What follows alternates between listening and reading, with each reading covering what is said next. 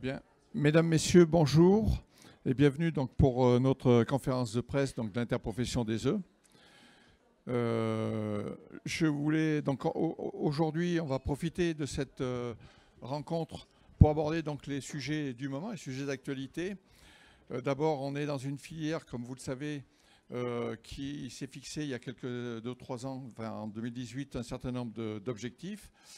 On va vous faire part de ces objectifs, mais qui aujourd'hui, et il faut aussi ne pas l'éluder, traversent, comme beaucoup de productions en aviculture, des périodes de turbulence, alors que ce soit sur le plan sanitaire, que ce soit aussi sur le plan économique. Et on aura l'occasion tout au long de cette conférence donc, de vous présenter donc, ces différents aspects, et différents sujet et puis aussi d'évoquer tout le travail qui est fait au niveau de l'interprofession pour faire face à cette période et maintenir donc les objectifs qu'on s'était fixés. Alors, autour de moi donc interviendront Loïc Colombel, donc vice-président du CNPO, Maxime Chaumet, secrétaire général donc du CNPO que vous connaissez. On a aussi un certain nombre d'intervenants à l'extérieur, enfin à l'interprofession, donc Mathilde Boulch, experte Itavi, donc qui nous parlera de l'aspect matière première. Et puis Joël Gautron, directeur de recherche INRAE, que j'ai l'habitude d'appeler le monsieur off de l'INRAE, puisque c'est le spécialiste dans cet institut. Madame Virginie Huette, donc de CSA, qui nous parlera des derniers chiffres sur une enquête qui a été réalisée et au sein de laquelle donc, il a été abordé les questions sur l'offre et puis comment le consommateur apprécie ce produit et comment il se projette. Voilà, donc au cours de ce programme, je vous l'ai dit, au cours de cette journée, de cette conférence, on parlera bien sûr du marché, de la consommation des œufs, hein, qui a retrouvé une sorte de croissance parce qu'il y a eu, on va parler de 2020 qui était un peu une année atypique, mais on va parler de 2021 on revient sur des périodes normales. Maxime Chaumet aura l'occasion de vous en parler. Et puis aussi, bien sûr, de la production. On avait mis en place œufs de France en 2018. Il y avait un objectif. Donc, c'était pour essayer de, bien sûr, valoriser tout le travail qui est fait sur les différents échelons de la filière, mais aussi pour permettre d'assurer une traçabilité. Et puis, ça va dans le sens du maintien de la souveraineté, donc de la production au sein de notre pays. Il y aura, bien sûr, les aspects œufs, oui, j'ai dit œufs de France. Et puis aussi donc, les aspects aussi turbulences, comme je viens d'évoquer, les aspects sanitaires, les crises qu'on est en train de traverser et vous faire part donc, du travail qui est engagé pour justement permettre d'accompagner les éleveurs, les entreprises dans ces périodes difficiles. Et en cuisine, il y a l'œuf qui est un allié anti-crise, l'œuf qui est une source de protéines riche, incontournable, et une source de protéines, j'ai envie de dire, qui est à la portée de toutes les bourses. Ça, c'est un des objectifs aussi sur lequel on est très attaché. Pardon. Voilà, donc je vais tout de suite, sans plus attendre, passer la parole à Maxime Chaumet qui va vous parler du marché et de la consommation.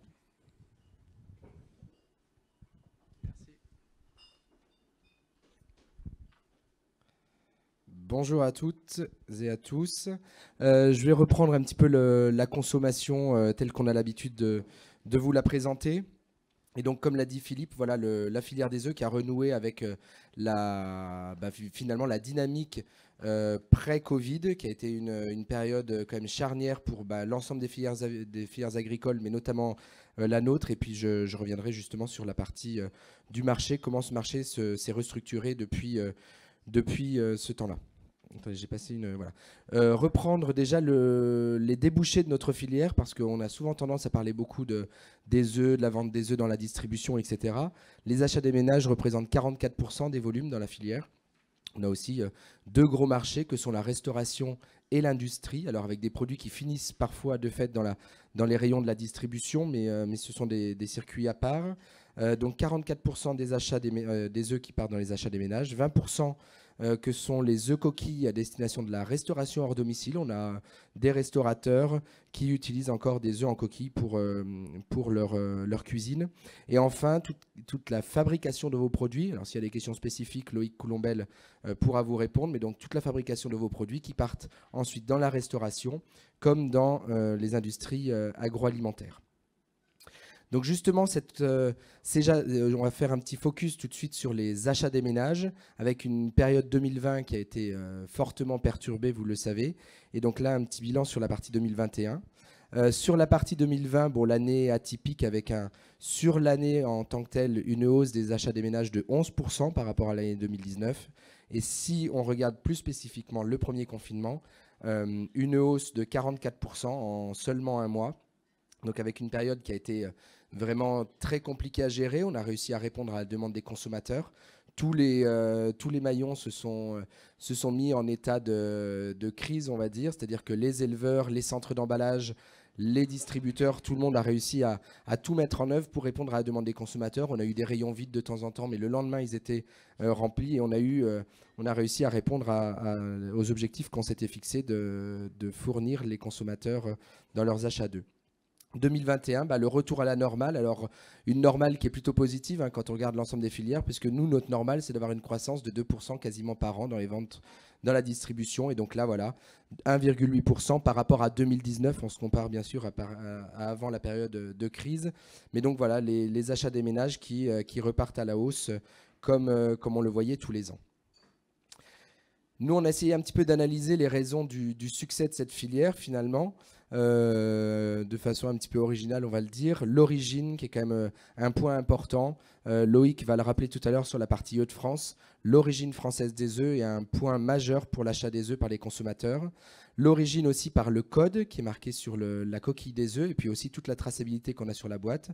On sait qu'on a un produit unique parce qu'on a le mode d'élevage de l'animal qui est noté sur le produit en tant que tel, l'origine du pays et puis également l'origine au sens même de l'élevage même qui a produit l'œuf. Donc un point très important, le logo œufs de France et la base de données qu'on a mise en place qui nous permet d'avoir une traçabilité complète depuis la naissance du poussin jusqu'à la poule pondeuse et l'œuf qu'elle produit.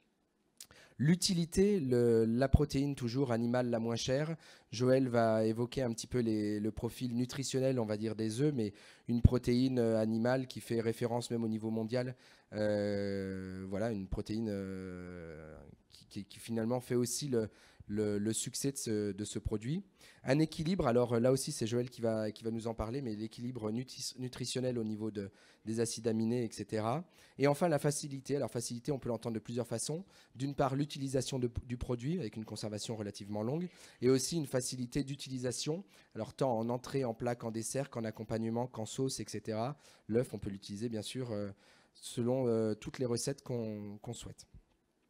Un petit focus spécifique, on va dire, sur les achats des ménages et puis bien sûr l'élevage au sol en fait qui booste, on va dire, les achats des ménages. Bon alors forcément on partait de volumes qui étaient quand même relativement, je ne vais pas dire résiduels, mais de faibles volumes dans la distribution. Et donc forcément avec la décroissance des ventes d'œufs de poulet élevés en cage, bon, on est à moins 25% entre 2019 et 2021. Forcément, on a une croissance des autres segments, et notamment l'élevage au sol, qui est en croissance de plus de 100% entre 2019 et 2021.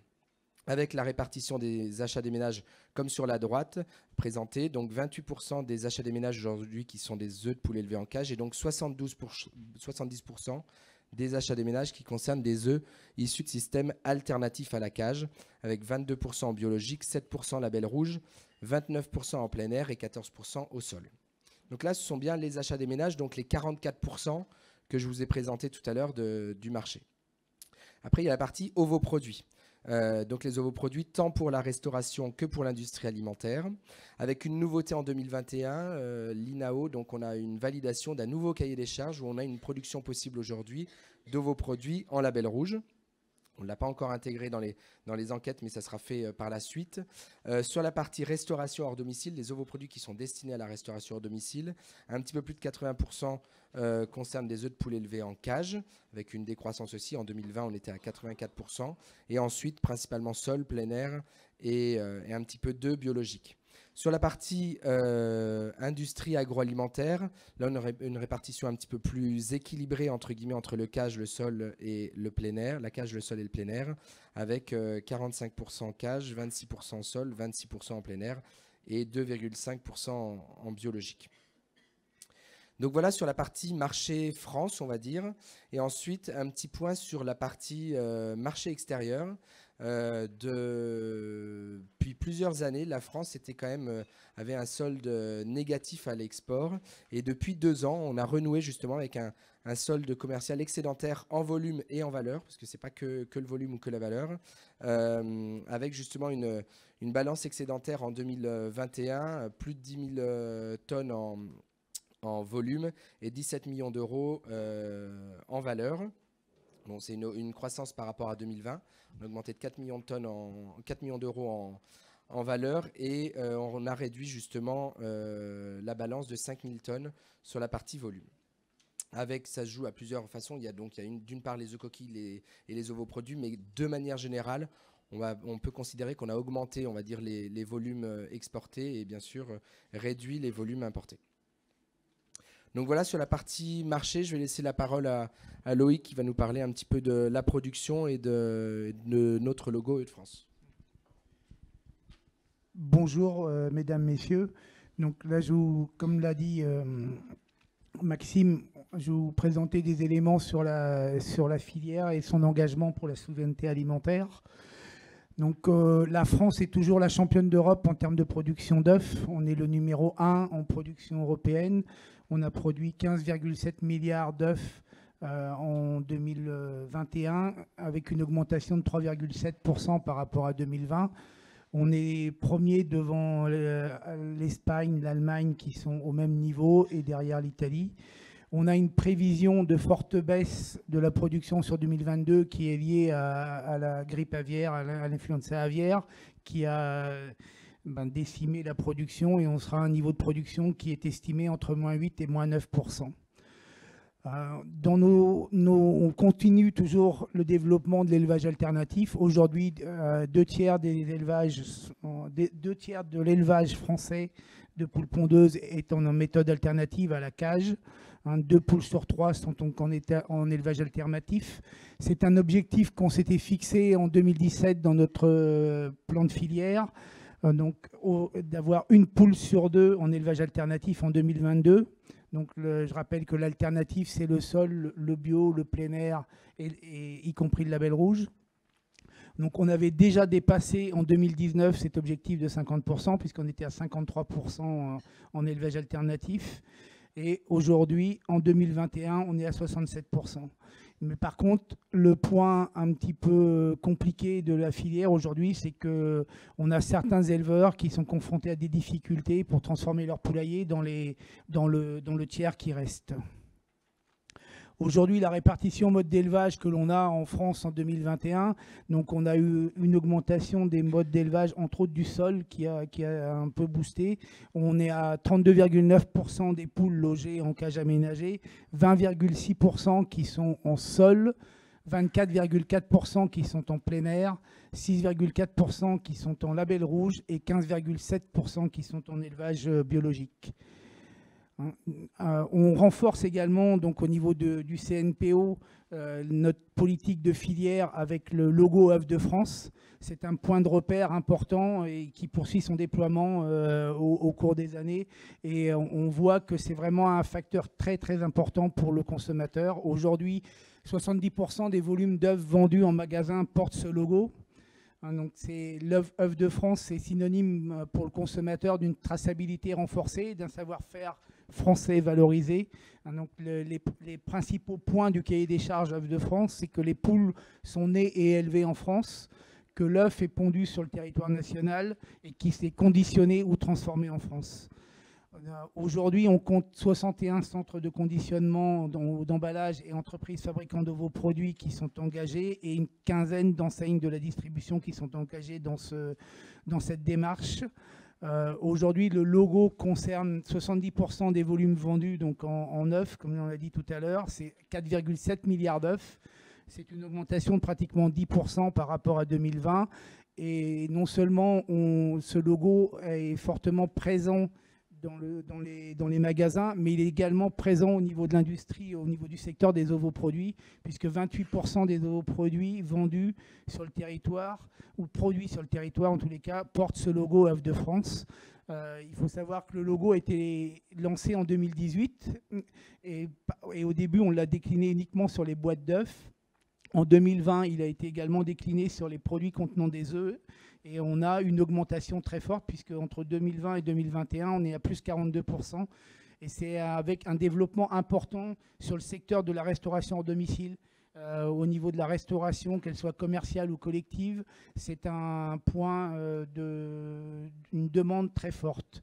Et cette demande, elle vient renforcer n'importe comment la demande du consommateur en France, parce que l'origine pour le consommateur, pour 89% des consommateurs, dans l'enquête que l'on avait menée en 2021, l'origine France est un point primordial de l'acte d'acquisition. Et on est toujours en hausse sur cette origine France, puisqu'on est plus 2% par rapport à 2019. Et aujourd'hui, ce logo, il est reconnu par l'ensemble des Français. Aujourd'hui, plus d'un Français sur deux reconnaît ce logo. Et il faut savoir que l'enquête, elle a été faite début 2021. Donc je pense que courant 2021, à aujourd'hui, en 2022, on est certainement à des chiffres beaucoup plus élevés. 53% des consommateurs reconnaissent ce logo, qui a l'avantage en plus d'être transversal.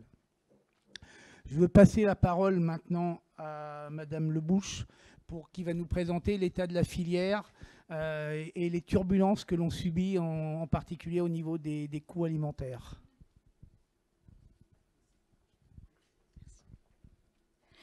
Alors, bonjour à tous. Moi, j'interviens aujourd'hui en tant qu'experte ITAVI, donc de l'interprofession de l'aviculture, et je vais vous parler le sujet que je maîtrise le mieux, les matières premières agricoles notamment, et dans l'alimentation animale. Alors on commence tout de suite. Aujourd'hui, vous savez tous, il y a eu une explosion des prix des matières premières, donc que ça soit agricole, que ça soit du blé, du maïs ou les tourteaux, et ça pour deux raisons. Une première raison, des fondamentaux tendus. Donc qu'est-ce que j'entends par fondamentaux? C'est des histoires d'offres et demandes. Où est-ce qu'on a des matières et qui les achète? Et la deuxième explication, c'est le contexte géopolitique qu'on connaît aussi avec la guerre en Ukraine. Donc là, vous voyez, ce que je vous présente, c'est les fondamentaux tendus. On a le ratio stock sur consommation mondiale. Donc finalement, qu'est-ce qu'on a aujourd'hui dans les silos et où en est la consommation? Et on voit que la dynamique est à la baisse pour toutes les matières, que ce soit maïs, graines de soja ou blé. Et de l'autre côté, on a ce contexte géopolitique qui a créé deux soucis majeurs. Une dépendance quantitative ciblée. Ceux qui achetaient le blé et le maïs en Ukraine et en Russie, aujourd'hui, où est-ce qu'ils vont pouvoir se fournir? Donc ça, c'est ce que j'appelle la dépendance quantitative ciblée, du court et du long terme. Où est-ce qu'on va trouver la disponibilité? Et ensuite, une dépendance de prix général qui est sur un marché mondialisé. Une fois qu'on a des prix qui augmentent dans une partie du monde, le reste, avec les bourses, avec ce marché tout lié, on va avoir une augmentation partout. Du coup, un seul mot-clé, les prix font les montagnes russes. Énormément de volatilité, que ce soit sur les marchés à terme ou sur les marchés physiques. Là, je vous ai mis les quatre principales matières premières utilisées dans l'alimentation de la volaille: blé, maïs, tourteaux de soja, tourteaux de tournesol, au sein du marché français. Et on voit qu'on a une flambée depuis l'arrivée en guerre de la Russie en Ukraine, donc depuis début mars. Donc c'est vraiment ça qu'il faut retenir, cette flambée, et aujourd'hui un peu plus une stabilisation sur ces cours hauts. Et tout ça, quand on a des matières premières qui flambent, on a un aliment qui flambe. Donc là, ce que je vous montre, c'est l'indice ITAVI poule pondeuse, donc avec deux couleurs.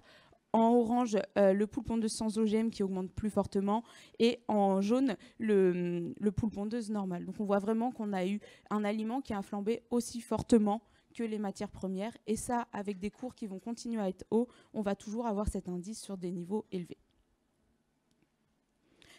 Mais là, je vous ai parlé d'alimentation animale, mais je vous ai dit aussi que j'étais un petit peu experte en matières premières. Et du coup, matières premières hors agricole, on va avoir une augmentation également des prix des engrais et des prix du pétrole et de tous les intrants qui tournent autour de l'agriculture. Donc quand je vous parle des engrais, sur quoi ça va jouer? Ça va directement jouer sur notre tonne de blé, ça va directement jouer sur les futures cultures et sur les futures campagnes, les prix des matières premières à ce niveau-là. Ensuite, le prix du pétrole, ça va jouer sur quoi? Ça va jouer directement aussi sur les matières premières agricoles. Il faut bien remplir le tracteur, hein, il faut bien remplir le fuel, mais il faut aussi utiliser du pétrole pour tout ce qui va être énergie au sein des filières, et du coup pas seulement au niveau de l'élevage, mais sur les maillons plus forts. Et du coup, toutes les autres charges augmentent au sein de la filière. Donc l'énergie, les intrants et le fret. Parce que le fret, on va avoir des déplacements de matières premières, mais aussi des déplacements de produits qui va être directement impacté. Et enfin, les perspectives. Là, je vous donne que des scénarios très très pessimistes et c'est ce qui risque de continuer, j'en suis désolée. Aujourd'hui, les marchés ont à peu près intégré la guerre. Donc ça veut dire que la volatilité se réduit, elle est encore là, les incertitudes sont encore là, mais c'est surtout les futures récoltes qui feront les prix. Et du coup, qu'est-ce qui va dépendre et qu'est-ce qui va influer ces futures récoltes? Deux choses. La météo. Aujourd'hui, on a un déficit hydrique dans les grands bassins de production, que ce soit états-unien pour le blé et légèrement européen aussi pour le blé. Aujourd'hui, on voit, moi je viens de Bretagne, du coup, on voit aujourd'hui des asperceurs et on commence de l'irrigation dans les champs de blé mi-mai. Comment ça va être pour le maïs dans le sud-ouest fin août? Donc ça, c'est des questions qu'il faut se poser, il faut le garder en tête. Et ensuite, l'autre point très important, c'est comment vont être les récoltes, les semis et les récoltes ensuite dans les bassins de l'Ukraine, donc grands producteurs, et dans les bassins russes. On a une bonne production qui s'annonce en Russie, mais à qui est-ce qu'on va le vendre? On a des semis qui sont en train d'être faits en Ukraine, mais est-ce qu'on va pouvoir mener à bien la campagne avec les engrais qu'il faut, avec le machinisme qu'il faut? Donc ce qu'il faut retenir, c'est qu'aujourd'hui, demain et après-demain, on sera encore sur des incertitudes et un manque de visibilité sur le marché des matières premières et de l'alimentation animale. Les cours hauts vont continuer, et ça jusqu'aux futures campagnes. Désolée pour ce petit point négatif. Je crois qu'il y en a un qui suit encore une fois sur l'affluence aviaire, et après on essayera de passer un peu plus sur du positif. Merci. Merci. Donc oui, je vais vous parler avant de parler de l'influence aviaire, et un peu dans la continuité de la présentation qui vous a été faite. Donc on voulait faire un zoom sur la production bio et l'impact de la réglementation qui se met en place au niveau européen sur cette production, puisqu'à partir du 1er janvier 2022, il y aura l'entrée en vigueur de cette nouvelle réglementation biologique européenne qui aura un impact à la fois sur l'élevage des poussins, enfin des poulettes futures pondeuses, qui devront avoir accès à un parcours. Et vous imaginez bien que selon la période à laquelle ces poulettes sont élevées, si elles vont dehors, il y aura des différences de productivité. Ça aura un impact sur la productivité de la poule pondeuse dans la suite. Donc ça, c'est le premier point de cette réglementation. Ensuite, il y aura aussi un impact sur l'alimentation. L'alimentation va imposer donc je dirais le zéro OGM, c'est ça, hein, sur l'alimentation. Il y avait une légère tolérance, donc demain elle ne sera plus là. Donc voilà un petit peu les conséquences ce qu'impose cette réglementation, et qui aura forcément, compte tenu des baisses de productivité qu'on peut supposer, imaginer, qu'il y aura des conséquences sur la hausse du coût de production, qu'on estime à peu près à 26% par off au niveau de la production, j'entends bien. Voilà donc ce que on pouvait dire sur ce point-là. Maintenant, je m'en vais vous parler donc en faire un point sur la période, enfin sur l'épisode d'influenza aviaire qu'on a vécu cette année, qui a été particulièrement long. C'est une crise qui était assez inédite pour nos filières avicoles.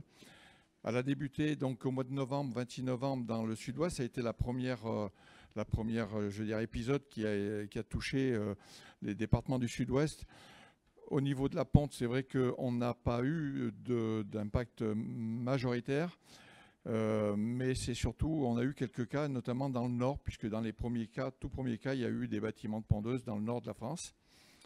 Donc ça a touché principalement les palmipèdes, les galus aussi, les volailles de chair. Donc ensuite, on a eu le rebond qui a été assez inattendu, donc au mois de février, qui a touché les Pays de la Loire. Donc, et là, pour le coup, c'est avec, je dirais, des flux migratoires ascendants, ce qui est une première, ce qu'on n'avait pas vu jusqu'à présent. C'est vraiment, ensuite, il faut dire qu'on est face à un virus qui est particulièrement virulent, avec un environnement, enfin, ce que nous expliquait donc l'ANSES, c'est un environnement qui était très pollué, très chargé avec ce virus.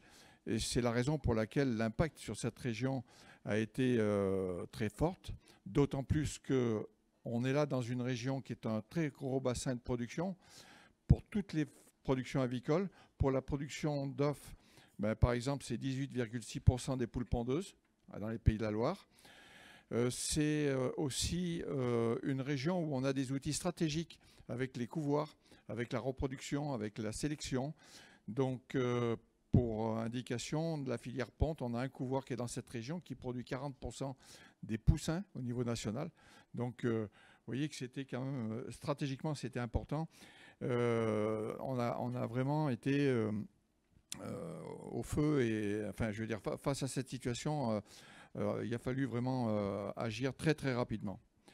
Donc, je vous le disais, c'était la pire épisodie de l'histoire, hein, avec une virulence inédite. Donc, je ne reviens pas sur l'aspect des flux migratoires et toutes les espèces qui ont été touchées.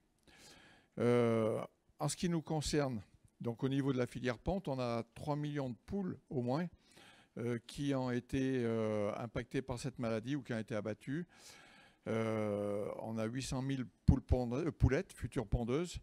Voilà, on estime que les difficultés, c'est une estimation au jour d'aujourd'hui, que la perte de la production pourrait représenter à peu près 9% sur l'année 2022. C'est une estimation en fonction des éléments, elle a été faite il y a 2 semaines, en fonction des éléments que nous avons. Je dis ça parce qu'il faut savoir, on va y venir, la filière s'est quand même fortement mobilisée à la fois pour gérer la crise, mais en même temps aussi pour préparer la suite, pour voir comment on va pouvoir repeupler les bâtiments qui ont été impactés, dès que ça sera possible de repeupler, le plus rapidement possible, pour essayer d'atténuer justement l'impact de cette crise d'influenza aviaire sur notre production. Donc des conséquences sur les élevages dans les zones réglementées, des difficultés pour sortir les œufs. Alors on a travaillé sur la mise en place de protocoles, mais pour pouvoir sortir les œufs en prenant un certain nombre de précautions et renforcer la surveillance et avec des analyses, donc des plans d'analyse qui étaient renforcés pour pouvoir s'assurer de l'innocuité de cette marchandise.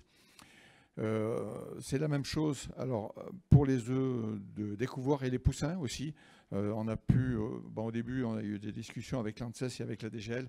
Donc il a fallu trouver des solutions pour pouvoir continuer à faire circuler les poussins, en prenant aussi, bien sûr, ces protocoles qui ont été validés par l'administration. Donc aujourd'hui, on se trouve dans une situation où on a des élevages qui vont rester vides pendant plusieurs mois du fait du cycle court, parce que pour mettre en place un bâtiment de production d'œufs, il faut des poulettes, donc c'est-à-dire qu'il faut élever des poulettes en amont, et c'est à peu près un délai de 5 à 6 mois. C'est pour ça que je vous disais tout à l'heure qu'on travaille déjà pour essayer de repeupler le plus rapidement ces poulaillers. Et puis, il ne faut quand même pas oublier que c'est une situation qui n'est pas que française, elle a été européenne. Tout à l'heure, je vous ai parlé du nombre de poules qui ont été abattues en France, mais on estime au niveau européen à 15 millions de poules pondeuses qui ont été abattues. C'est aussi une situation mondiale, c'est-à-dire que les États-Unis, qu'en Asie aussi, il y a des pays qui sont touchés par cette influenza, et donc par l'influenza aviaire, et donc effectivement, c'est aujourd'hui un phénomène qui touche un peu tous les pays et tous les continents. Donc, mobilisation collective pour assurer la continuité de la production. Donc, je vous l'ai dit tout à l'heure, un travail collectif pour trouver des solutions et limiter les pertes, les protocoles pour les mouvements des œufs à couver, des poussins, pour redémarrer le plus rapidement, mais sous contrôle, parce qu'on a donc je dirais, dans ces zones, il faut attendre que la situation soit stable, et derrière, une fois que tout est désinfecté, décontaminé, il faut pouvoir redémarrer, mais avec des protocoles pour éviter justement qu'on ait une recontamination des élevages. C'est aussi donc une réflexion pour éviter, je dirais, que face à des nouveaux épisodes d'influenza aviaire, on soit qu'il y ait un tel impact. Donc, il y a un travail qui a été annoncé sur des essais de vaccination par le ministre de l'Agriculture, essais de vaccination sur les palmipèdes dans un premier temps. C'est un travail qui se fait en France, mais aussi dans d'autres pays européens. Il y aura un retour. Je pense que les premiers résultats, on va les voir d'ici à la fin de l'année. D'autres pistes à étudier en termes d'organisation des filières, de surveillance en période de risque, etc. Donc il est clair qu'il y a encore un véritable travail à faire, et notamment un retour d'expérience qui va débuter donc dès cet été pour voir avec les pouvoirs publics la suite et comment on s'organise pour la suite. Bien entendu, vous aurez compris que les élevages qui étaient vides, qui ont subi des pertes importantes, doivent obtenir, et c'est la demande qui avait été faite auprès du ministre de l'Agriculture, obtenir le soutien des pouvoirs publics. Donc une demande du CNPO, c'est la prise en charge des périodes de vide dans les élevages. Et quand on dit à 100%, c'est-à-dire pour toute la durée de l'arrêt de l'activité, hein, quand on sait qu'il faut un délai assez important pour pouvoir retrouver des poulettes, eh bien, le bâtiment de pondeuse il est vide. Eh bien, voilà, il faut vraiment qu'on ait la garantie que pendant toute cette durée, l'éleveur soit indemnisé. Prise en charge des poules qui ont été abattues pour cause d'influenza aviaire. Prise en charge aussi des œufs qui ont été dévalorisés parce que voilà, ça n'a pas toujours été possible de les diriger vers des centres de conditionnement ou de transformation. Et selon les mêmes principes que celui qui a été acté l'année dernière. Donc on avait déjà travaillé là-dessus donc, lors d'une période précédente. Prise en compte aussi des pertes au niveau de tous les maillons de la filière. Parce qu'on parle bien sûr des éleveurs. Il faut penser au couvoir en amont, mais aussi à l'aval, donc au centre de conditionnement, fabricants de vos produits, les fabricants d'aliments, les abattoirs et activités annexes, tous les transporteurs, enfin tout ce qui fait partie de la filière qui a été impacté par cette baisse d'activité. Donc, si on peut passer à la suivante. Ah, merci. Voilà, donc voilà, j'en ai terminé pour ce point-là. Maintenant, on va passer donc à l'intervention de Joël Gautron sur l'œuf et l'alimentation. Je vais vous passer la parole. Merci. Bon, je vais essayer de vous faire un petit sujet un peu plus léger quand même, en parlant d'œuf. Donc, Philippe Juvin a dit que j'étais monsieur œuf. C'est peut-être par rapport à mon crâne, mais je ne sais pas. Enfin, bon, voilà. Alors, l'œuf ou la poule, finalement, on se pose souvent la question, mais je suis tenté, je pourrais y répondre hein, si vous me posez la question. Mais l'important, c'est ce qu'il y a dans l'œuf. Donc, vous savez tous que l'œuf de poule, c'est un produit de base pour l'alimentation humaine. Mais sa fonction initiale, c'est pas d'être mangé. Il faut bien en être conscient. Et c'est pour ça qu'on le mange d'ailleurs. C'est ce que je vais essayer de vous expliquer.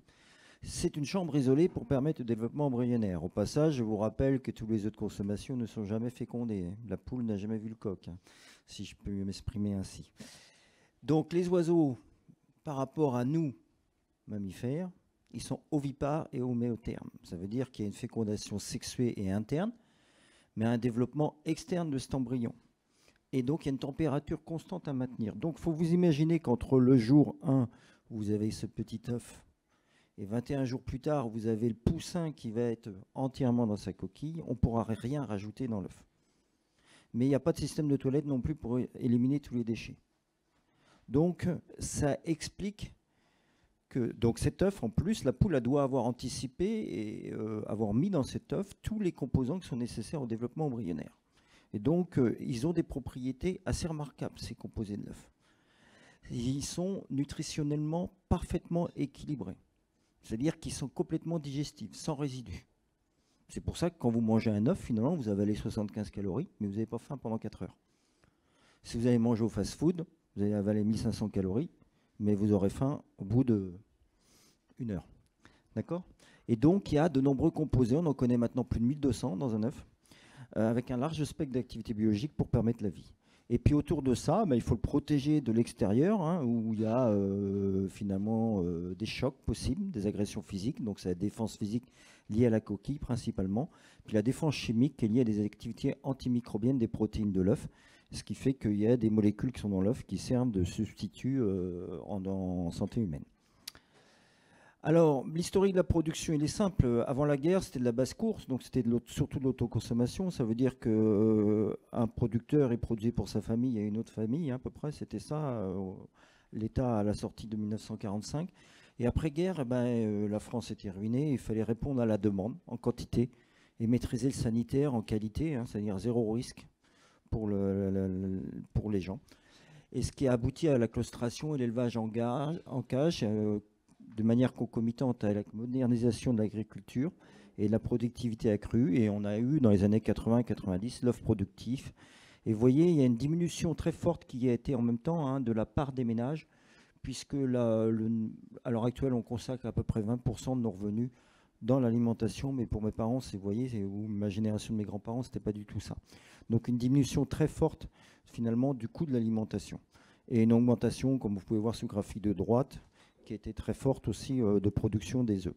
Donc on en produit 1500 milliards chaque année sur la planète, pour vous donner un ordre d'idée, ce qui représente 73 millions de tonnes.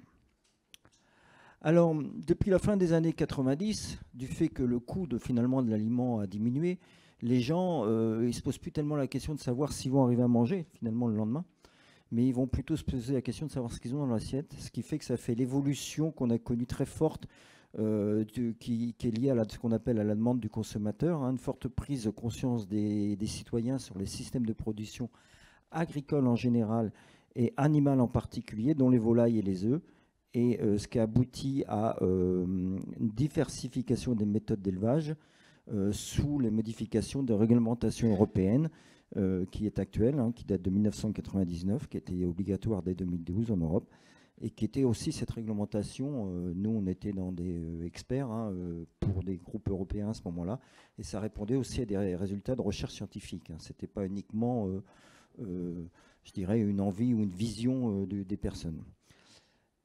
Alors, donc vous le savez que cette directive bien-être, elle aboutit finalement à cette diversité de cages enrichies, de systèmes alternatifs. Je ne vous les redétaille pas, vous les connaissez très bien. Mais ce qu'on peut dire, c'est que finalement, ça reste le premier, et à ma connaissance, le seul ingrédient alimentaire qui a un étiquetage qui est obligatoire selon un mode de production, en quelque sorte selon l'éthique du consommateur.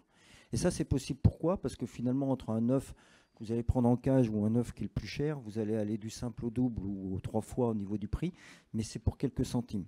Imaginez faire la même chose sur le filet de bœuf, c'est pas possible. Voilà. Donc sur l'œuf, ça reste, n'oublions pas que c'est très très peu cher. Alors l'œuf de poule, il est bon marché, il est parfaitement équilibré, il a une forte valeur nutritionnelle, on va en discuter, il ne souffre pas d'interdit religieux. Ça, c'est un sacré avantage quand même. Et il est utilisé dans la plupart des préparations culinaires. Ça, vous le faites à la maison, mais c'est fait aussi, bien sûr, par l'industrie des ovoproduits, comme on en a parlé avant, ou par les restaurateurs qui le font pour nous. Et ça, c'est toute une diapo qui vous indique toutes les propriétés. Finalement, quand on utilise un œuf dans la cuisine, vous faites de la chimie sans le savoir. Vous faites des modifications chimiques, des propriétés de foisonnement, des propriétés de cristallisation. Vous faites de l'émulsion. Quand vous faites une mayonnaise, vous êtes capable de mélanger une huile avec de l'eau parce qu'il y a de la lécithine dans le jaune d'œuf qui va avoir des propriétés émulsifiantes. Du foisonnement, c'est un colorant aussi naturel. Il a un fort pouvoir aromatique et il offre aussi une texture dans la plupart des productions alimentaires. Donc on fait de la chimie, on fait le petit chimiste finalement quand on utilise des œufs. Bon, sachant que nous sommes qu'une grosse machinerie de chimie, de biochimie plutôt. Alors, l'œuf comme ingrédient nutritionnel pour l'homme, c'est quoi? Les caractéristiques nutritionnelles pour 2 œufs, si on garde que la partie qui se consomme, c'est-à-dire le blanc et le jaune, donc ça fera à peu près 100 grammes de matière, vous aurez 155 calories quand vous aurez consommé 2 œufs. Mais vous aurez 12 grammes de protéines, et ces protéines, elles ont une valeur biologique de très haute qualité. Il faut savoir que c'est encore la référence OMS 100, de l'équilibre des acides aminés des protéines animales naturelles. À comparaison, le lait de vache, c'est 86. Donc vous avez justement, parce que comme c'est fait pour faire la vie et qu'il n'y a pas de possibilité d'éliminer ou d'apporter quelque chose pendant le développement de cet embryon, ces acides aminés sont parfaitement équilibrés. Les acides aminés, c'est les petites pierres qui fabriquent les protéines. Et là-dedans, il y a un certain nombre... il y a des lipides totaux. Et parmi ces lipides, il y a aussi des lipides qui sont très intéressants, notamment les phospholipides et la choline, qui sont bien connus pour être essentiels au développement cérébral, pour le jeune enfant, même pour l'adulte, pour la personne âgée. Et puis vous avez des acides gras, et c'est une majorité d'acides gras qui sont non saturés. Il y a du cholestérol, on va y revenir, qui donne une mauvaise réputation à cet œuf. On va essayer de voir ensemble si elle est justifiée ou pas justifiée. Et puis il y a une valeur de digestibilité qui est très élevée, pour les raisons que je vous ai déjà expliquées. C'est-à-dire que 98% des triglycérides sont absorbés et 90% des phospholipides d'un œuf sont aussi absorbés. Et puis ce qui était aussi intéressant, c'est que finalement, toutes les vitamines du vivant, sauf la vitamine C, sont présentes dans un œuf. La vitamine C, on la trouve très facilement dans tous les végétaux, hein, dans tous les légumes, les fruits ou autres. Mais toutes les autres vitamines sont présentes dans l'œuf. Et puis, il y a un certain nombre de minéraux, d'oligo-éléments qui sont aussi intéressants, phosphore, fer, soufre, et qui sont dans cet œuf. Alors, la composition de l'œuf, elle est bien adaptée finalement à la consommation humaine, mais elle a toujours une mauvaise réputation finalement des autres tables. Pourquoi ? Quelle est l'origine de cette mauvaise réputation ? Il faut revenir en 68. Finalement, l'American Heart Association, elle mentionne que l'on ne doit pas ingérer plus de 3 œufs par semaine parce qu'elle fait une association présumée entre l'alimentation et le cholestérol sanguin. Historiquement, à cette époque-là, les pays anglo-saxons commençaient à souffrir d'obésité. Et il y a eu une espèce de petite guerre interne là-bas, entre les Anglais d'ailleurs et puis les Américains, pour dire c'est le sucre ou c'est le gras qui est responsable de tout ça, des mauvais problèmes de santé. Finalement, le sucre, c'était assez ludique. Le gras, c'était le méchant petit canard. Donc, on a commencé à accuser le gras. Et ça a été très, très fortement perçu. D'où cette recommandation. Et ça aboutit en 1984 à cette une du Time Magazine qui a été dévastatrice pour la réputation de l'œuf. Vous voyez un smiley qui fait la tête avec les 2 yeux qui sont faits par des jaunes d'œufs. Mais tout le monde n'a retenu que les jaunes d'œufs. On n'a pas regardé là la tranche de bacon. Là. Personne ne l'a retenu, cette tranche de bacon qui était ici. Et depuis 1995, maintenant, on a la certitude que finalement, le cholestérol alimentaire, il n'est pas associé au cholestérol sanguin. Mais il est associé à l'apport alimentaire en acides gras saturés. Bon, là, je deviens un peu plus compliqué, mais j'essaie de vous expliquer ça un petit peu gentiment. Ça veut dire que vous pouvez manger du cholestérol autant que vous voulez, finalement, dans les sources d'aliments. Ça ne va pas faire augmenter votre cholestérol sanguin, sauf pour les très très rares cas de gens qui ont des déficits d'une enzyme, mais ça ils le savent depuis leur naissance et ils prennent des médicaments pour ça. Mais c'est une très faible proportion de la population. Sinon, vous pouvez manger du cholestérol exogène, enfin qui est apporté par les aliments, sans que vous ayez un risque pour votre alimentation. Par contre, les acides gras saturés, eux, ils posent problème. Alors, les acides gras saturés dans les œufs, finalement, c'est l'acide myristique. Et quand vous regardez le taux d'acide gras myristique qui est entouré en orange, là, vous voyez, il y en a très très peu. Par contre, les acides gras insaturés, dont l'acide linoléique, c'est ce qu'on appelle les fameux oméga N-3, eh bien, ils sont très abondants dans l'œuf. Et donc, le ratio N-3 sur N-6, il est très favorable. Et donc, l'apport alimentaire en acide linoléique, que ce soit l'acide, le N-6 ou l'N-3, ça réduit le risque de maladies cardiovasculaires en règle générale, et même ça permet de réduire le taux de cholestérol sanguin. Donc, les œufs, les cholestérols, pouvons-nous manger des œufs tous les jours? Oui. Des études ont montré que si votre taux de cholestérol est normal, vous pouvez manger plusieurs œufs par jour, jusqu'à 4 ou 5 par jour, sans que ça influence du tout votre cholestérol sanguin. Si votre taux de cholestérol est élevé, on va préconiser de réduire la consommation à 4 par semaine, c'est pour réduire toutes les sources de graisse. Mais, ce qui est surtout très important pour ces gens-là, c'est diminuer les autres sources de protéines et de graisse d'origine animale, qui, elles, sont des acides gras saturés. Les charcuteries, le beurre, vous voyez, ce genre de choses. Ainsi que, et ça on l'oublie souvent, les sucres qui sont à haut indice glycémique, donc les boissons sucrées, les choses de ce type-là. Voilà un petit peu ce que je pouvais vous dire sur cet œuf. Et donc après, en 99, Time Magazine a décidé de refaire une sur le cholestérol, vous voyez, et il a remplacé le bacon par un melon, le fameux régime crétois, qui est très favorable. Mais bon, les dégâts sont toujours faits. Il faut savoir que c'est toujours enseigné en fac de médecine qu'il faut limiter ses œufs quand on a du cholestérol. Donc je me base des fois de temps en temps avec des amis médecins pour leur dire mais non, c'est une ineptie de dire ça. Mais c'est encore enseigné. Voilà ce que je pouvais vous raconter. Je passe la parole à Virginie Huette.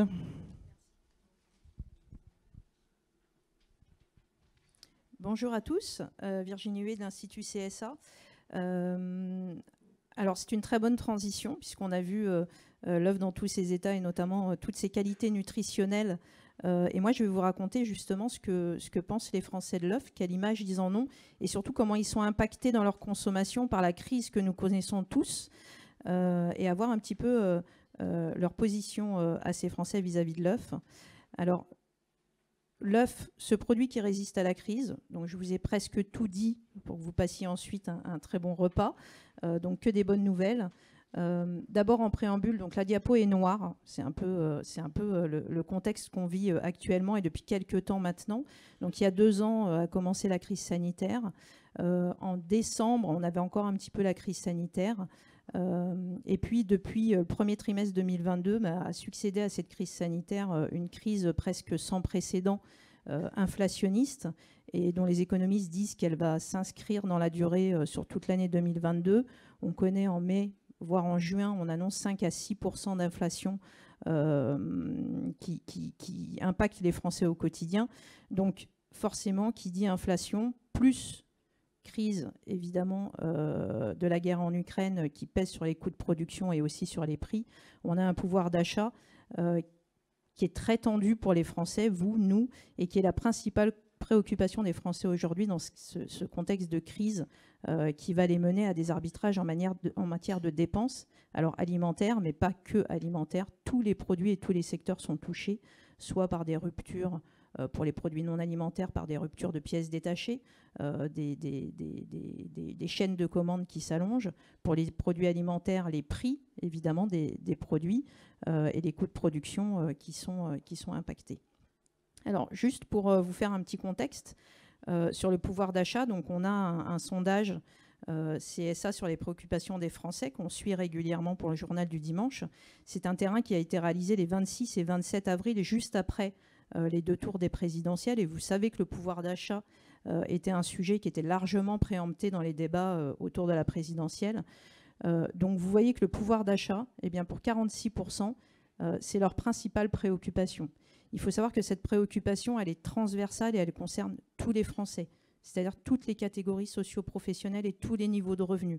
Alors de façon plus ou moins impactante, évidemment, quand on a peu de revenus, on est touché davantage, et vous le verrez notamment dans le fait d'arrêter ou de limiter sa consommation de certains produits, puisqu'on est davantage impacté.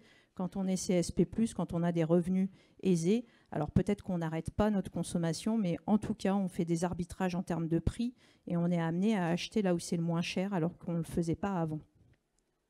Donc ce pouvoir d'achat, c'est la première préoccupation des Français pour 46%. Ce n'était pas le cas encore en janvier 2022, puisqu'en janvier 2022, on avait encore la santé et l'environnement qui arrivaient en tête. Depuis février 2022, le pouvoir d'achat et la préoccupation du pouvoir d'achat est vraiment arrivé en tête à 52%, loin devant la santé, l'environnement et même la guerre en Ukraine, qui est une préoccupation qui est arrivée en début d'année. Et encore aujourd'hui, en mars 2022, 55% et 46% aujourd'hui. Juste pour vous poser le contexte de l'attention sur le pouvoir d'achat. On a réalisé une autre étude sur Flash Food, CSA, qui décrypte les habitudes de consommation alimentaire des Français. Et on leur avait posé justement une question sur l'impact de l'inflation, et en tout cas de la hausse des prix, de la guerre en Ukraine, etc. En tout cas, l'impact du contexte actuel sur leurs arbitrages. Il est intéressant de voir qu'il y a différentes catégories de produits. Donc, on n'avait pas intégré l'œuf, mais ça tombe bien, puisqu'on a fait une étude juste après focalisée sur l'œuf, et ça va la mettre en perspective. Les dépenses contraintes qui pèsent beaucoup dans le budget des ménages, eh bien elles s'en trouvent très limitées justement par l'impact du contexte actuel. Donc on parle du chauffage individuel, du carburant, essence, diesel, donc qui sont des dépenses de consommation qui sont fortement limitées. Vous voyez 38% pour le chauffage individuel en jaune, 38% des Français, en tout cas ceux qui ont une solution de chauffage individuel, limitent leur consommation de chauffage, et 40% pour les carburants. On a aussi l'alcool et le tabac, notamment le tabac, avec pas mal de consommateurs qui ont arrêté leur consommation. Je ne parle pas de limiter, mais je dis arrêter leur consommation, et c'est notamment le cas des jeunes, 18-24 ans, étudiants. Mais ce qui est important, c'est les produits alimentaires qui nous intéressent ici, la viande.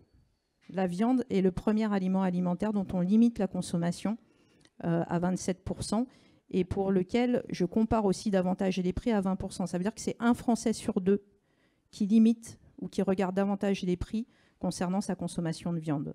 Le poisson est également impacté, un peu moins que la viande, puisque sur le poisson, on compare un peu davantage les prix. Et finalement, tous les produits alimentaires, alors un peu plus les produits issus de l'agriculture biologique font aussi l'objet d'arbitrage, parce que comme la viande, le poisson, ce sont des produits qui sont déjà perçus comme chers, donc font plus l'objet d'arbitrage. Et les autres produits, pâtes, pain, café, fromage notamment, qui sont des produits alimentaires de première nécessité, finalement font l'objet de très peu d'arbitrage. Voilà, ils résistent à la crise. Ce sont les 4 produits qu'on a mesurés qui résistent à la crise, et vous allez voir que l'œuf en fait partie également. Donc on a réalisé une étude sur l'œuf, donc une étude online du 26 au 28 avril auprès d'un échantillon représentatif de Français. Et la première bonne nouvelle, c'est que malgré la hausse du prix de l'œuf de quelques centimes, 84% des Français ne sont pas impactés par cette hausse du prix des œufs. 79% nous disent qu'ils en consomment toujours autant et 5% nous disent qu'ils sont même prêts à en consommer plus. Voilà. Alors 9% réduisent leur consommation, mais on ne peut pas dire aujourd'hui qu'un produit n'est pas touché par la crise. Donc l'œuf est touché par la crise, mais vous le voyez, 9% qui réduisent leur consommation, ça veut dire que ça le met dans le même panier que les pâtes, le fromage, le café, que des produits emblématiques de la consommation. Pourquoi l'œuf résiste à la crise? Parce que d'abord, comme on l'a dit précédemment, les Français sont tout à fait conscients de l'excellent rapport qualité-prix de l'œuf qui en fait la protéine, pour eux, la moins chère du marché. 84% nous disent que l'œuf est la protéine la moins chère du marché. Et c'est un produit d'un bon rapport qualité-prix et qui a de larges bénéfices santé, puisque 87% des Français nous disent qu'il est très riche en vitamines et en oligo-éléments. On l'a vu juste avant dans la présentation précédente. Et il contribue à une alimentation saine et équilibrée. Et c'est notamment le cas, vous le voyez, pour 92% des consommateurs réguliers. Il faut savoir que plus de 90% achètent et consomment des œufs, voire même en 2021, c'était presque 100% des Français, puisque tout le monde a fait des crêpes, des gâteaux, du pain à la maison, etc. L'œuf est un produit incontournable et indétrônable. On l'a vu, la consommation se maintient malgré la hausse du prix et il bénéficie de très bonnes qualités nutritives et d'un excellent rapport qualité-prix. Donc 91% des Français estiment que l'œuf aujourd'hui est un produit incontournable. Dans ce contexte, l'œuf réussit donc à tirer son épingle du jeu. Il est reconnu comme un produit anti-crise par 66% des Français et 71% d'entre eux estiment que l'œuf est une bonne alternative aux protéines animales compte tenu de son excellent qualité-prix. Dernière bonne nouvelle, les éleveurs de la filière peuvent compter sur le soutien des Français. C'est important, ils sont aussi très très touchés et ils peuvent compter sur les Français. 80% d'entre eux nous disent qu'ils estiment qu'il est nécessaire d'acheter des œufs pour soutenir les éleveurs. Donc un fort attachement à l'œuf par les Français. Une consommation d'œufs toujours élevée. Je vous rappelle, plus de 90% des Français en consomment et en consomment même régulièrement, et peu impacté par la crise. Un produit alimentaire incontournable, comme c'est le cas des produits de première nécessité, ou même des produits, j'allais dire, de confort ou de réconfort en période de crise, comme peut l'être le café, ou on aurait pu le mesurer, le chocolat ou des aliments réconfortants. Et l'œuf bénéficie d'une très bonne image, on l'a dit, excellent rapport qualité-prix, bien fait pour la santé, qui en fait vraiment un produit anti-crise et une vraie alternative aux autres protéines animales considérées et perçues comme plus chères. Des producteurs d'œufs qui peuvent donc compter sur le soutien des Français pour un maintien de la consommation d'œufs. Voilà, merci.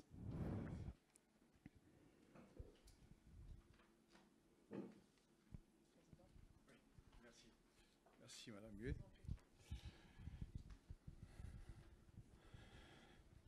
Merci donc pour cette présentation. Je crois que c'était important de voir un petit peu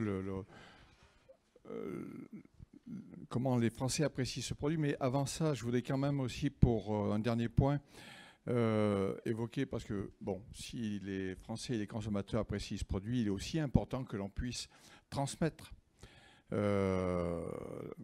auprès des générations futures. Donc l'appréciation sur ce produit. Et c'est pour, enfin, je dirais chaque année, ou tous les 2 ans, pardon, plutôt, on organise le concours, les trophées de l'OF. C'est un concours qui s'adresse aux jeunes, aux futurs cuisiniers, aux futurs chefs et à tous les cuisiniers de 16 à 24 ans. Chaque fois, on choisit un thème. Cette année, ça sera l'œuf dur, mollet, poché. L'œuf fait son entrée. Vous voyez la photo, donc, qui est une photo magnifique qui montre les différents produits qui peuvent accompagner un œuf. Et c'est vrai que c'est un produit qui peut s'introduire, qui permet de montrer toute la créativité culinaire qu'il peut y avoir. Et chaque année, chaque concours, tout du moins, on a vraiment des réalisations qui sont magnifiques. Donc, le retrait du dossier d'inscription se fait jusqu'au 1er décembre 2022. Il faudra envoyer les recettes avant la fin du mois de mars 2023. Et à partir de là, donc, il y aura un concours, une sélection. Et les 6 meilleures recettes sélectionnées par le chef, puisqu'on est accompagné par un meilleur ouvrier de France, donc Guy Leguet, et seront sélectionnés, participeront à la finale qui se déroulera à Paris, qui est suivie donc d'une conférence de presse, mais ceci, donc, ça sera pour le printemps prochain. Voilà ce que je voulais dire au sujet de ce trophée qu'on va lancer. Vous dire également, donc, en quelques mots, si on voulait synthétiser, donc je voudrais reprendre un petit peu les propos qui ont été évoqués par Madame Huet, donc sur l'appréciation que les Français ont sur ce produit. C'est vraiment, et ça a été dit, donc l'œuf qui confirme sa place d'incontournable dans le quotidien des Français, qui est vraiment apprécié. C'est un œuf, un produit anti-crise qui s'inscrit vraiment au cœur de l'actualité, la protéine la moins chère. J'ai l'habitude de dire que c'est un produit qui est cher à nos cœurs, mais qui est à la portée de toutes les bourses. C'est un produit de base en cuisine, que ce soit des recettes sucrées, salées, bon marché. C'est aussi, et on a pu le voir pendant le confinement suite au Covid, donc, où les gens regardaient les recettes et tout ce qu'on pouvait faire. Et je crois que depuis, les gens ont découvert beaucoup de recettes et cuisinent bien chez eux. Des caractéristiques nutritionnelles, pardon, je pense qu'il y a une faute, parfaitement adaptées à l'équilibre alimentaire.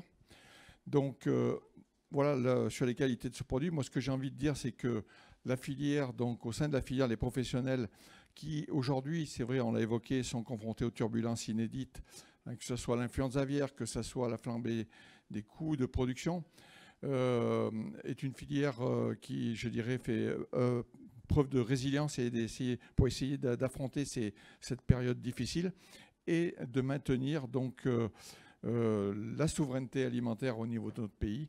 Donc il y a vraiment une très très forte mobilisation.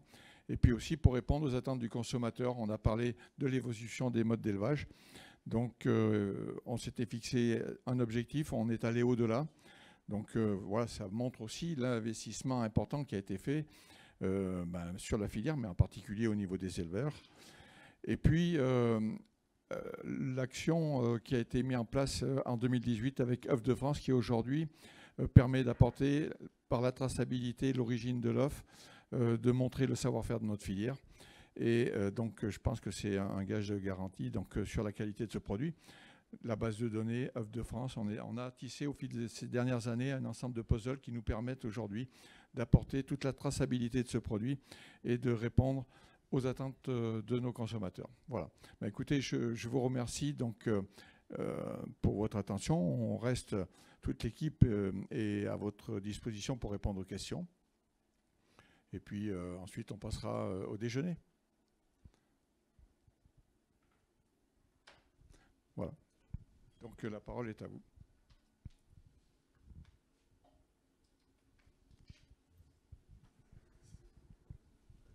Bonjour. J'ai 3 questions. Vous parliez de 3 millions de poules pondeuses abattues en France. Est-ce que vous pourriez le remettre en perspective avec le nombre de poules pondeuses qu'il y a au total en France? Ensuite, on parle d'un impact de 9% sur la production. Comment est-ce que ça va se traduire sur le marché pour les consommateurs? Et puis, in fine, est-ce que il va y avoir, est-ce que c'est une question dans le cadre des renégociations pour prendre en compte l'augmentation des coûts de production que vous aviez très bien tous expliqué? Oui. Alors, la production, enfin le cheptel français, c'est 48 millions de poules pondeuses. Donc, d'après la base de données, puisqu'on enregistre aujourd'hui toutes les mises en place.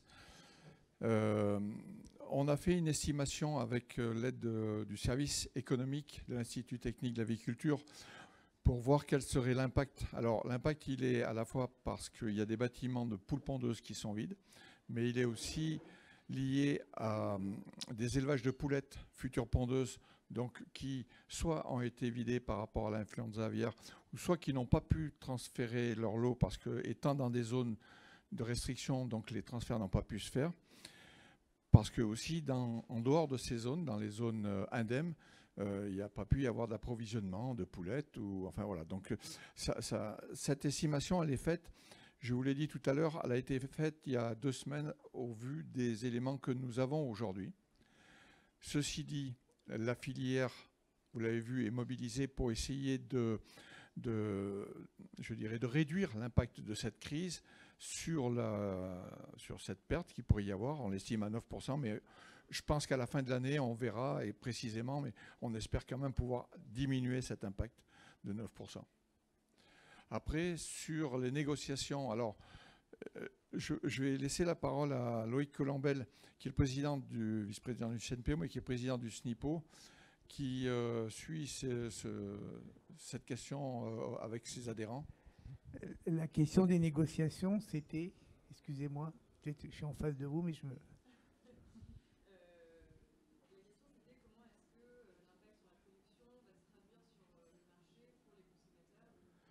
La traduction sur le marché, on va pas avoir, on peut avoir des tensions sur certaines références. Parfois, on peut avoir, mais on ne voit aucun rayon vide aujourd'hui en grande surface. Donc, il y a quand même une fluidité. Il y a peut-être un peu plus de tension sur des marchés à l'export. Peut-être on exporte moins.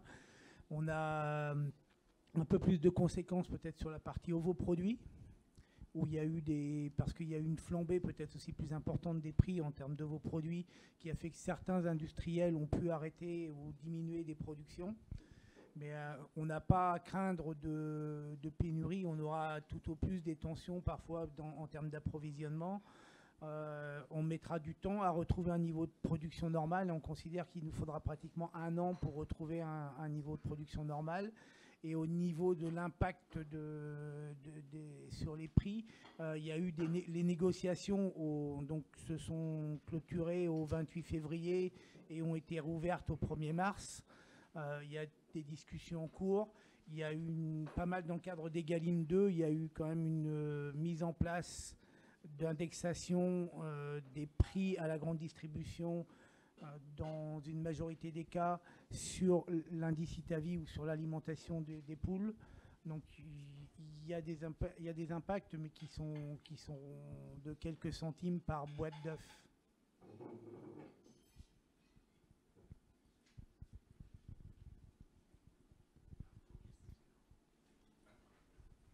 Oui, bonjour Olivier Masbou, Socopag. Dans la première présentation, celle de Maxime, je crois, on faisait allusion à la baisse importante du label rouge et la hausse du bio qui était à peu près à un demi-point près équivalente. Donc, comment on explique cette baisse du label rouge? Est-ce qu'elle est conjoncturelle ou est-ce que c'est une tendance? 2, est-ce que vous pensez que c'est un transfert du label rouge vers le bio? Et on est dans un contexte où la consommation bio se ralentit en général. Donc est-ce que l'œuf est à l'inverse de cette tendance ou est-ce que la baisse de la consommation est devant nous? Alors sur la partie label rouge, peut-être que Loïc, tu pourras compléter sur la partie marché, mais le marché label rouge est...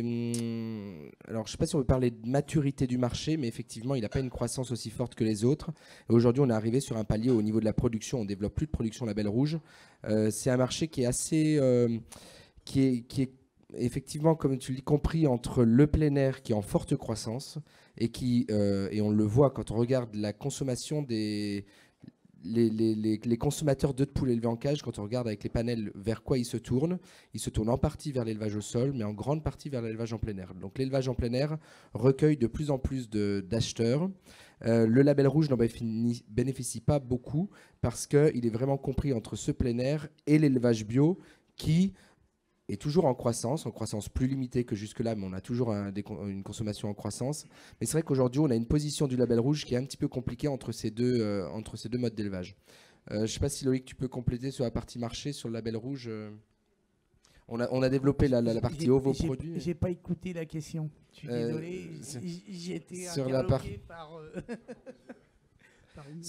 Non, mais parce que Olivier posait la question des ventes aux consommateurs de label rouge qui étaient en diminution au cours de l'année passée. Comment on peut l'expliquer? Est-ce que c'est tendanciel, conjoncturel? Je pense que le label rouge est connu de ma génération, mais des plus jeunes ici, il n'est pas connu et il y a je pense qu'il y a un problème et il y a ce positionnement qui est très près du bio et les gens, je pense, vont plus sur le bio que sur le label rouge. Il y a un problème il y a une communication qui est faite aussi bien sur le bio. Il y a eu des communications pourtant sur le label rouge, mais j'ai l'impression que c'est un peu le problème de la distinction qui est peut-être moins prononcé que sur d'autres produits aussi.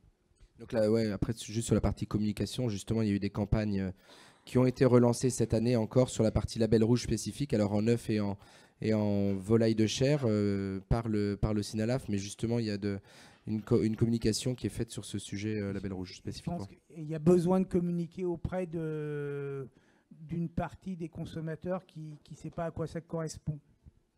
C'est une question de positionnement du produit dans une gamme qu'on ne voit pas dans les autres pays. Le label rouge, c'est français, on ne le voit pas sur d'autres pays européens. C'est une vraie question de positionnement de ce mode d'élevage donc sur la gamme.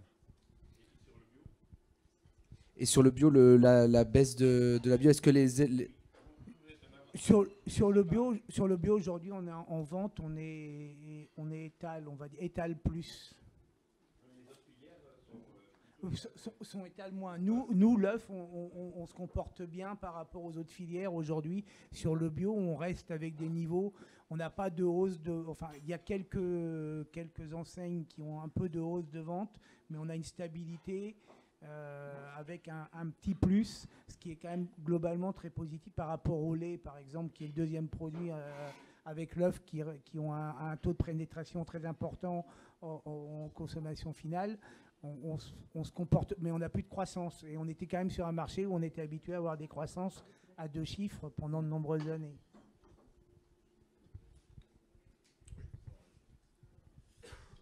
Bonjour, Vincent Gueux pour la France Agricole. Vous expliquiez tout à l'heure la progression des systèmes alternatifs à la cage, 2 tiers aujourd'hui et 1 tiers en cage aménagée. Et pour autant, on voit qu'au niveau des ovoproduits, et en particulier les ovoproduits destinés à la RHD, on a quand même une proportion très importante de cages aménagées, plus de 80% pour la RHD pour les ovoproduits destinés à la RHD. Comment expliquer cette proportion aussi forte et est-ce qu'elle est amenée à se maintenir, auquel cas, quitte à importer finalement du code 3 ? Je pense Loïc qui est... Je laisse répondre. Je vais vous répondre. Aujourd'hui, sur la RHD, on est en retard par rapport à la grande distribution. Mais on voit qu'on a une démarche qui va beaucoup plus vite que ce qu'on a pu avoir au niveau de la grande distribution vers la transition.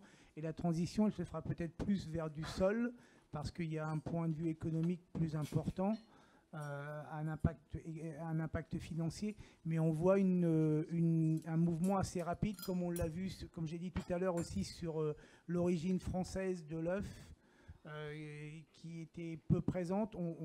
Ça bouge assez vite. Et il y a quand même beaucoup de chaînes de restauration, beaucoup d'entreprises de restauration, voire même d'artisans boulangers qui ont pris des engagements pour changer de sourcing d'œufs. On rattrapera on a toujours été en retard, hein, mais en espace de 2 ans, on est passé de 95% à 80% encore de cage. Et ça, c'est sur la partie ovoproduits. Mais en œufs, coquilles, on a un peu plus d'œufs coquilles vendus en alternatif on est à peu près sur les mêmes niveaux de 80%.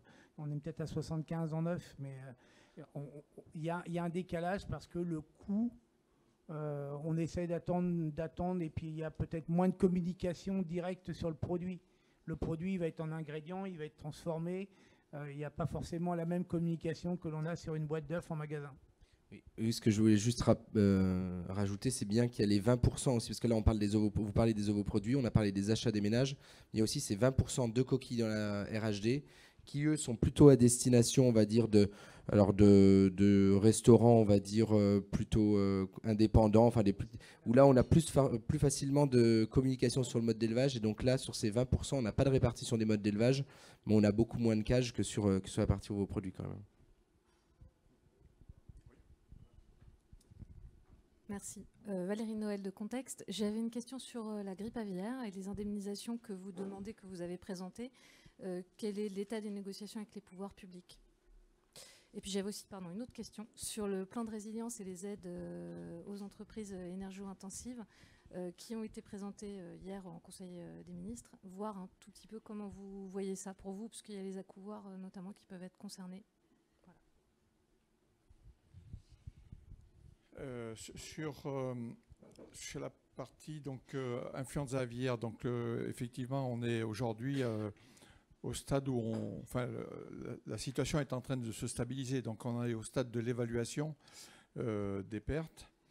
On n'a pas de chiffre définitif, mais on sait que ça va se chiffrer à plusieurs dizaines de millions d'euros. On a un engagement du ministre de l'Agriculture d'aujourd'hui,